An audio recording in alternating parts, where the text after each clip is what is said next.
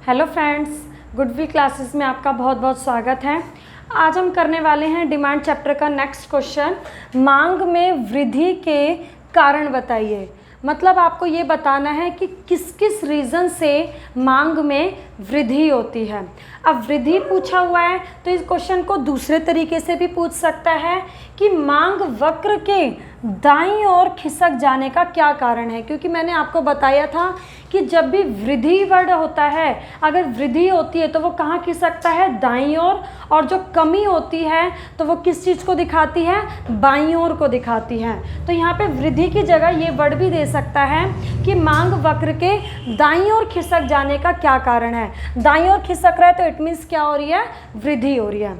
और अथवा में एक क्वेश्चन पूछा गया है कि एक उपभोक्ता द्वारा उसी कीमत पर वस्तु की अधिक मात्रा कब खरीदी जाती है। देखिए, अगर क्वेश्चन जब भी ये पूछा जाए कि मांग कब बढ़ती है तो सीधा हमारे माइंड में एक बात क्लिक होती है कि जब कीमत कम होती है तो मांग बढ़ जाती है। लेकिन नहीं, जब भी वृद्धि और कमी वर्ड दे दे कि मांग में वृद्धि के कारण या मांग में कमी के कारण, तो आपको याद रखना है उस समय पर जो हमारी वस्तु की कीमत होती है वो हमेशा क्या रहती है, स्थिर रहती है। और जब वस्तु की कीमत स्थिर रहती है तो कौन से रीजंस होंगे जिन वजह से हमारी मांग इंक्रीज होगी, तो वो रीजंस होंगे हमारे अन्य कारक, अन्य बातें जो हमने पहले पढ़ी थी, जैसे स्थानापन्न वस्तु, पूरक वस्तु, उपभोक्ता की आय, रुचि, फैशन, भविष्य में कीमत चेंज होने की संभावना, सरकार की नीति। ये सारे पॉइंट्स हमारे क्या थे, अन्य बातें थी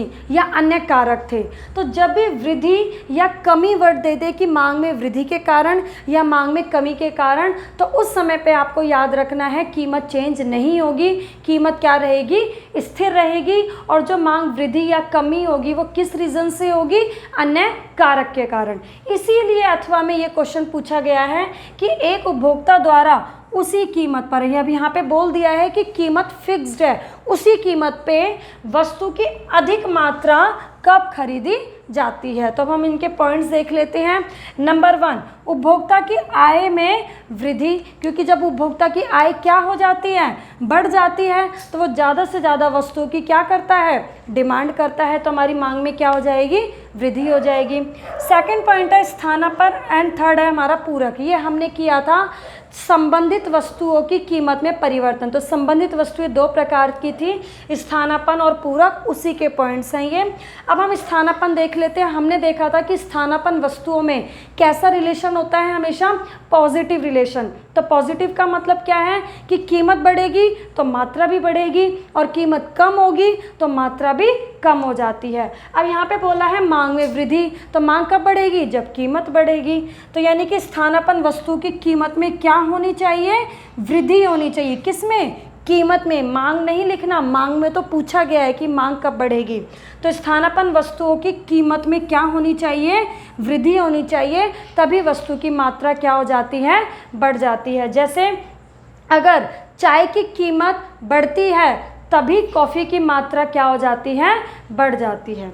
एंड थर्ड पॉइंट है हमारा पूरक वस्तु की कीमत में क्या होनी चाहिए, कमी होनी चाहिए। पूरक वस्तु क्या थी, जैसे कार एंड पेट्रोल। अगर मान के चलिए कार की कीमत कम हो जाती है तभी हमारी पेट्रोल की डिमांड क्या होगी, ज़्यादा होगी। क्योंकि कार की कीमत कम होगी तो लोग ज़्यादा से ज़्यादा कार क्या करेंगे, परचेज करेंगे, तो पेट्रोल की डिमांड क्या हो जाएगी, बढ़ जाएगी। नेक्स्ट पॉइंट है रुचि व फैशन में क्या होना चाहिए, हमारा इंटरेस्ट बढ़ना चाहिए। इंटरेस्ट बढ़ेगा तभी हम वस्तु की मांग क्या करेंगे, ज़्यादा करेंगे। एंड नेक्स्ट पॉइंट है भविष्य में वस्तु की कीमत बढ़ने की संभावना। कभी भी ये देखना है आपको कि अगर भविष्य में आने वाले टाइम में प्राइस बढ़ने वाला है तो प्रेजेंट में डिमांड क्या हो जाती है, बढ़ जाती है। जैसे मैंने आपको एग्जांपल भी दिया था जब हमने वीडियो बनाई थी, मैंने आपको मार्कर का एग्जांपल दिया था। अगर हमें ये पता है ये इस मार्कर का जो रेट है वो इस समय पे हमें कितने का मिल रहा है, 20 रुपीज़ का मिल रहा है। अब आपको ये पता है कि फ्यूचर में इस मार्कर का जो प्राइस है वो कितना हो जाएगा, 25 हो जाएगा। तो हम आज प्रेजेंट में इस मार्कर की डिमांड क्या करेंगे, इंक्रीज़ करेंगे, क्योंकि हमें पता है आगे 25 का हो जाएगा। तो हम आज ही 20 रुपीज़ पे ज़्यादा से ज़्यादा मारकर परचेज़ कर लेंगे। तो इट मीन्स जब कीमत हमें पता है इन फ्यूचर बढ़ने वाली है तो प्रेजेंट में डिमांड क्या हो जाती है, बढ़ जाती है। नेक्स्ट पॉइंट, परिवारों की संख्या में वृद्धि। अगर फैमिली मेंबर्स क्या हो जाते हैं, बढ़ जाते हैं, 4 की जगह 6 हो जाते हैं, तो सभी चीज़ों की डिमांड क्या हो जाएगी, आटा, चीनी, चावल, सभी चीज़ों की डिमांड क्या हो जाएगी, बढ़ जाएगी। एंड लास्ट पॉइंट है बिक्री कर में वृद्धि। जो सरकार होती है उत्पादकों के ऊपर, प्रोड्यूसर्स के ऊपर क्या लगाती है, टैक्स लगाती है। किस चीज़ पे टैक्स लगाती है, सेल टैक्स, बिक्री करने पे कर लगाती है।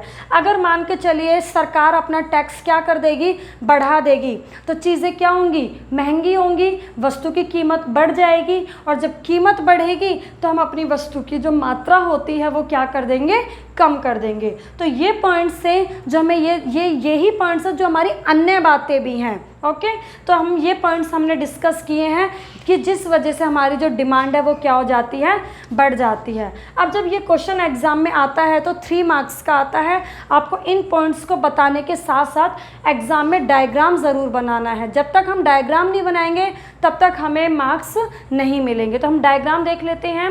ये हमारा एक्स एक्सिस होता है एंड ये वाई होता है, यहाँ पे 0 लेते हैं। मैंने आपको बताया था एक्स एक्सिस पे हमेशा वस्तु की मात्रा को लिया जाता है एंड वाई एक्सिस पे हमेशा वस्तु की कीमत को लिया जाता है।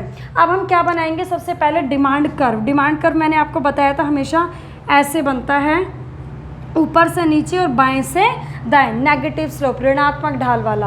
अब हमें क्या दिखाना है, मांग में वृद्धि। मैंने आपको ये भी बताया था कि जब मांग बढ़ती है तो ऊपर, और अगर मांग कम होती है तो कहाँ, नीचे। अब हमें इसमें बताना है मांग में वृद्धि के कारण कि मांग कब इंक्रीज होगी, कहाँ पे इंक्रीज होगी। तो मांग यहाँ पे इंक्रीज होती है। ये हम क्या बनाएंगे, डॉटेड बनाएंगे। ये हमारा परमानेंट होता है, ये हमारा डॉटेड होता है, और ये क्या दिखा रहा है, मांग में वृद्धि। तो आपको ये सारे पॉइंट्स बताने के बाद आपको क्या बनाना है, ये डायग्राम, तब हमारा आंसर क्या होता है, कंप्लीट। ओके, अब हम नेक्स्ट वीडियो में इसका अपोजिट क्वेश्चन करने वाले हैं कि मांग में कमी के क्या कारण है। Okay, thank you.